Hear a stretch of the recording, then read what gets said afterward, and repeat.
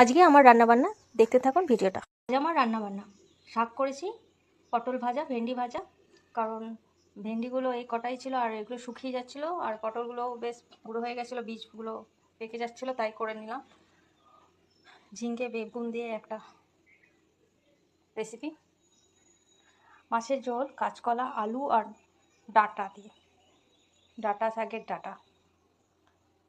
আর এই শাকটাও ডাঁটা শাকের শাক। আর একটা মিক্স সবজি, সবজিগুলো নষ্ট হয়ে যাবে বলে মিশিয়ে এটা করে দিলাম। আর মুসুরির ডাল পাতলা করে, কারণ আমাদের ঘরে একজনের ডাল ছাড়া চলে না। এই হলো আজকের রেসিপি আমার। তো এখন 10:30, তো এই ভিডিওটা করলাম, কিন্তু ভিডিওটা পোস্ট করছি এখন।